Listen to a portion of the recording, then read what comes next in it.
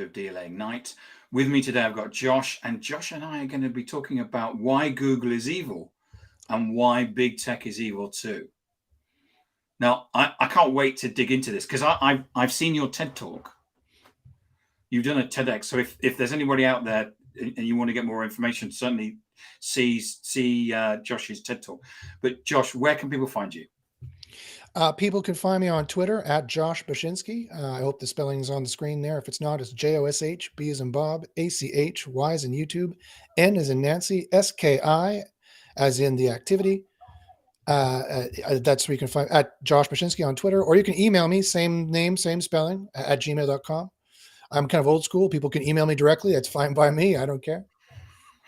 So, Google is evil. Mm-hmm. Mm-hmm. Do you want to start?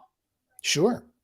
So my TEDx talk was called "The Future of Google Search and Ethics," and so let me preface it. Google is a little bit evil. I'd say low key evil. I mean, let's put this in the right context. I'm not saying Google is going around eating babies or anything. I'm not saying that. And the people there are lovely, I'm sure. And most of them are. I've talked with many of them: Miley Oye, Danny Sullivan, John Mueller, Gary Ilyish, Paul Haar, Matt Cutts. I've had conversations with a lot of over the years Googlers, and they're well-meaning people who are, or a lot of them trying to do the right thing. Especially Matt Cutts. I didn't give him enough credit. I had a kind of a article about him on my blog a few years back that was quite the stir in the SEO industry. It's saying, calling out some of the things he was doing. And then he left and things got worse. So, it's like, it's gray areas. It's good and bad. It's good. It's good with the bad. Let me tell you why I think Google is, however, low-key evil. One, they used to have a "Don't be evil" motto. And when Sergey Brin and Larry Page set up the company, their idea was to be good and make money simultaneously. So hurt nobody, be an actually good company doing actually good things for the people, making welfare and no ill fare in any way, and make money. And the idea was that you could do this, that was possible, that being good and making money were in no way at odds. In fact, if you did it right, it helped your brand position, and it did help their brand position tremendously. And you can actually be good and actually make money, and it's a win-win-win, and everyone wins, and we all move forward. But of course, the long story short, the greed of capitalism seeps in. Right, that's what happens. They want to make more money, and to make more money, they cut corners, and they don't care who they are. So they start buying up businesses. They start, we can have a better hotel listings. We can have a better local listings. We can have a better air traffic listings. They start sucking up businesses and taking away people's lunch. And the more and more they start to drill, they bought up all the search competitors. Because I've got a friend who retired early. She went to a search startup. And they bought her out, and she doesn't. Yes. She immediately retired. Yes, and so they built their monopoly. Right, they very clearly have a search monopoly. It's very clear that they do. The EU thinks so and keeps suing them over it, which, as we can see, has absolutely no effect on their operations whatsoever. But here's what I said in my TEDx talk. It's a little bit more esoteric, but it's very important. So let me explain why. It's that because of this monopoly that they have on search, they have become the de facto gateway to the internet. You don't open up Lycos and click a link anymore to get to the internet. You go to Google and you do a search in the vast majority of times for the vast majority of internet users. Or you maybe get to it through a social media app. Those are other monopolies that have the equal problem. That I'm going to say is that it is highly foolish. And my background is philosophy. I've in politics and psychology. I've studied the history of human thought for the last 5,000 years. And it is highly, highly foolish to have a private for-profit company, especially a left-leaning Silicon Valley company, even though I'm left-leaning too. That doesn't matter. It's highly foolish to have this private autocracy controlling our information flow. It is a highly foolish thing to do. It is a search utility for the internet. It's the Control F or Command F for the internet. And to have a private company doing it is dangerous, even if they're a benevolent autocracy. Even if they're a benevolent. In effect, I mean, you're right, Josh. When you think about it, they are the gatekeeper to the internet. If I want to find anything, I go to Google because there is Bing, but it's not used by a lot of people. And the same argument applies there too. Yeah. But if I'm not on Google, I don't exist. Exactly. Precisely. So, I mean, they censor a lot of stuff. They are not a search engine. They are a censorship engine, right? The stats have shown from Ahrefs, 90% of the internet gets no traffic from Google. 90% of the internet. Other stats that Google put out recently is that stats far higher, like 99.9% of the internet gets no traffic from Google. They have no exposure in Google. Google censors the vast majority of the internet. Now, so a search engine is necessarily a censorship engine if they put the stuff you want to see, or they want you to see at the top, and they censor everything else at the bottom. No one goes to it, right? So they're not a search engine; they're a censorship engine. First off, and and that might not even be a bad thing. We might agree with every single thing they censor. We might agree with all the businesses they decide to disenfranchise. We might agree with their self-appointed role as a better business bureau of deciding what businesses are high quality or not, which they've been sued over for that determination. But of course, you can't sue Google because their legal team is the best one in the world. They have the most money. They're beyond the system. They're above the system. You can't take them to court. So even if we agree with every single thing they censor, that's not the point. We did not vote for them. There is no governmental control of this government level utility, right? There are governmental controls for every other utility: heat, water, power. There are no governmental controls for this one, and it is essential to daily life. You cannot get by in daily life without a search engine for the internet. They are the de facto search engine for the internet. The internet is public, therefore the search engine should be public. The search engine for it needs to be a not-for-profit organization. What I recommended in my TEDx talk is that NATO or the United States needs to buy Google immediately from Alphabet, just the search component, buy it, and then turn around and hire them to run it, because clearly no one can run it more efficiently than them. And then the only difference is that now we have a Charter of Rights that we vote on, or a Bill of Rights for you Americans, if you prefer. You're not American, though. I'm not sure. Whoever, whatever. A charter or a Bill of Rights outlining what the searchers get and what the searchees get. What businesses need to do to be upstanding, because we, the people, have decided it, not Google for their own reasons have decided what a good business is, using their search intuitions, to quote Matt Cutts and Paul Haar and other Google search engineers. Their search engine intuitions are not representative of the democratic body. Okay. And they say, well, this is what we do. We watch where everyone clicks and that's a vote. No, it's not. No, it's not. User patterns is not a vote. A vote has to be declared, and we have to know what we're voting on and go there and do it on a specific date.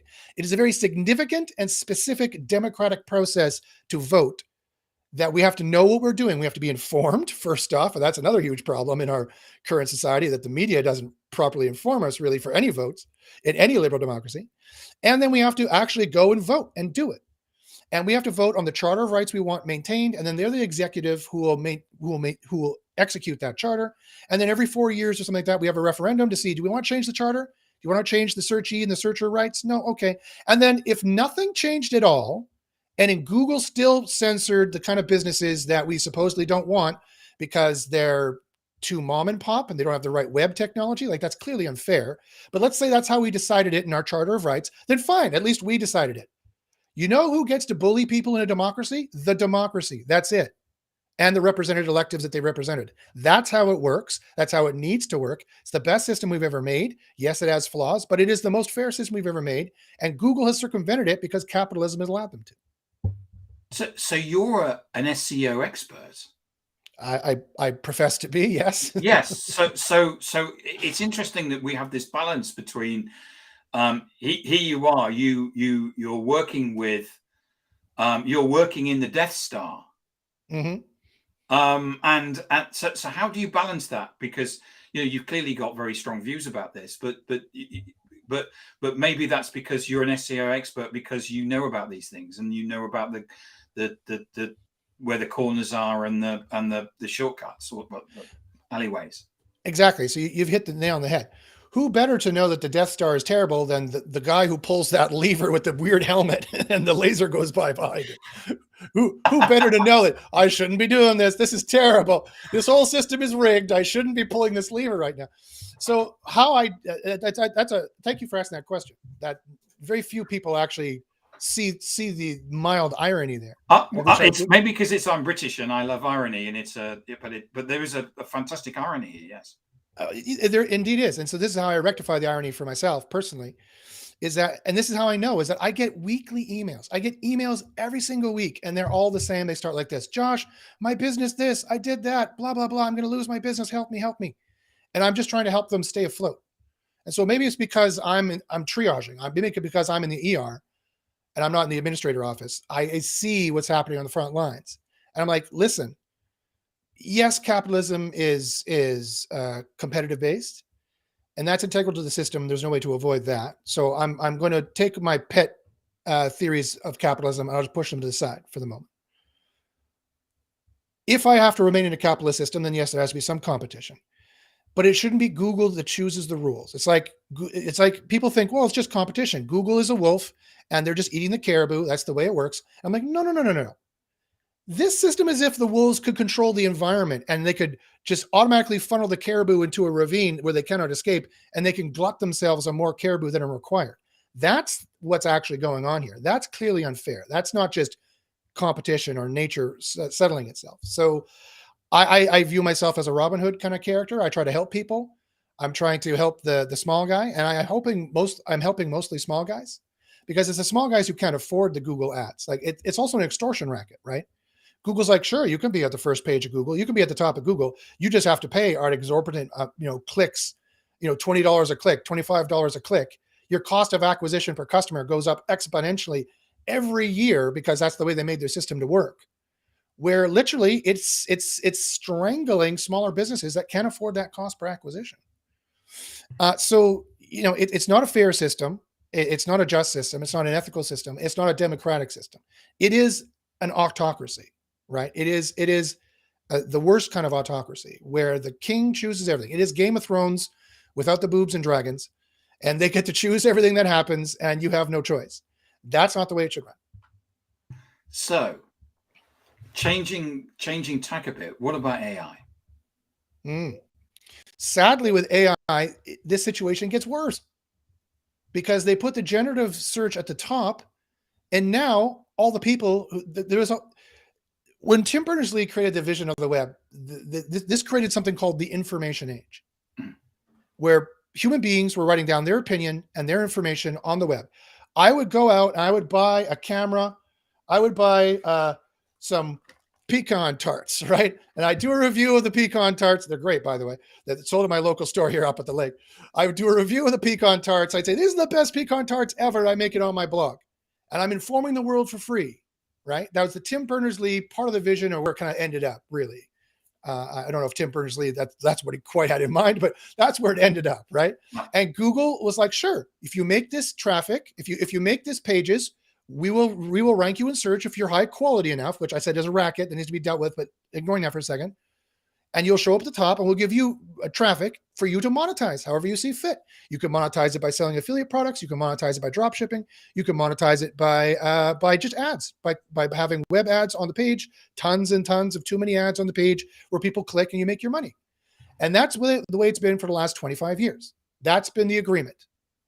Well, now Google has reneged on that agreement. Now they said, thanks, we've stolen all your content without your permission, and we put all your content in our corpus for our AI to train on it so it knows how to talk. And now we don't need you anymore.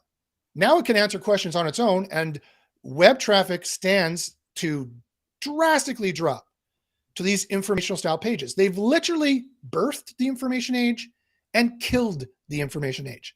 No single private company should have the power to do this. It's very, very clear. They're ending an era. They're killing a whole age and millions of businesses by doing this, because they want to put it in generative search because it's better for the user. So and so if they've indexed, or they're bringing all of the internet into, so what you're saying is they're bringing the internet into their AI, which is Bard, isn't it? Yes, it's PaLM 2. PaLM 2 is the actual language model underneath. Google Bard is the front-facing portion of kind of a test kitchen that will probably be part of generative search. So yes, they were going to call it Google Magi, and the people call it Google Bard but Bard is a different thing. They're calling it generative search at the top. So they're not really sure what name they want to call it at the moment, but sure. Yeah. And so what you're saying is that they what they're able to do is use their um, language to basically go out and use that as the thing that they're training their AI on. So if you Mhm. think about ChatGPT, Mhm. which probably most people are aware of, we go to ChatGPT and we put in, tell me what you think about Google, and it comes back with an answer. It sure does. And that answer is the crystallized statistical semantic that is representative of the majority opinion in the corpus it was fed. OpenAI does the exact same thing. They use an open web bot to input, among other data sources, billions and billions and billions of web pages, and puts that into their corpus. And they train it on their AI to answer questions that will therefore usurp that process and suck up all that traffic without your permission and without giving you any cut either. Midjourney does the same thing, and Stable Diffusion does the same thing for images, which people are starting to notice. And actually, big a Brit as well. Last week tonight with John Oliver, they did a big story on it, and literally in Midjourney, you can still see some of the copyright. The image owned by so and so garbled because it's not trained on how to do text; it's trained on how to do images. In the images, clearly, it's supposedly supposed to be paid for images got in the mix. And there's talk at the higher levels of giving owners a percentage, because they can tell. They could be like, this is exactly 16% McFarlane style, 20% Bachynski style, 40% this style, taken from 50% this stock photo site. They can tell mathematically where it came from, right? So then they can just break it up and start giving you cuts of percentage of cents or dollars on some kind of fee. I'd love it if they do that. And if they did that, then there'd be a terrible, incredible precedent set to do it with text as well. And Google and OpenAI would have to pay. However, I'll tell you right now, that's not going to happen. It won't happen because why? Because money rules and big tech rules. Information is the most expensive commodity on the planet. It surpassed oil, like 5 years ago now? Yeah. And so it's like asking the oil companies to do something, as if they'll shut off the tap of information and they'll make an embargo if they want. They can be equally as draconic as that. Well, So we've had a number of social media sites that have said, if they're going to have to pay news agencies to present news, then they're going to stop transmitting in those particular countries. Yes, indeed. We have a Reddit blackout right now where there's a similar issue going on. People can protest, and they should, quite frankly, because that's the only control that we have. Because I think it's too little, too late. I think we've already passed the tripping point. I think big tech has already gotten away with this, and they've killed the information age, and now we're moving into the age of AI. Ultimately, the age of AI is more bright than negative, in my opinion.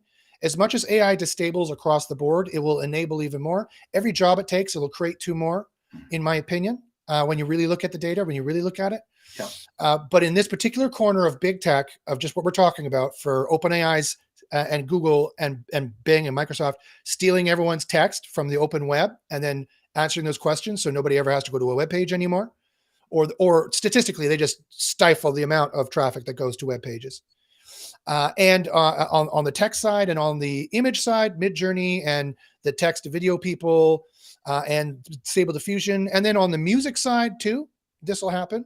Music has teeth because they've been vehemently protecting their copyright for a very long time. No. They might be able to, and Sony has in the past taken on Google before, legally and technically in terms of things going on. So maybe they'll be able to throw in their weight. I give them a 48% chance of success. I think that big tech and capitalism, because they can make so much money, and LLMs are strangled if they have to start. Like it's like turning around and extorting Google now. Google has been extorting us with paid click at the top. So we had to pay a percentage of our fee to them. And now, if that happens, they turn around and big tech has to pay a percentage to copyright owners. I would love nothing more, because now you can just make content all day long, and if you produce enough content, you make enough money to live, right? If I make 10,000 units of content and I'm getting paid, whatever it is, 10% on that, fine. I'm making $1,000 a month. Maybe I can live off that, or whatever it is. That would be lovely. but it costs big tech too much, and I think that they're going to make politics their handmaiden, not have it happen, and capitalism will go on its merry way to making more economic bubbles and more pollution until we're all living in Mad Max. Josh, thank you so much for coming on. You got it right down to the 20 minutes, didn't you? You knew you were watching the clock. Boom. Boom. I deliver.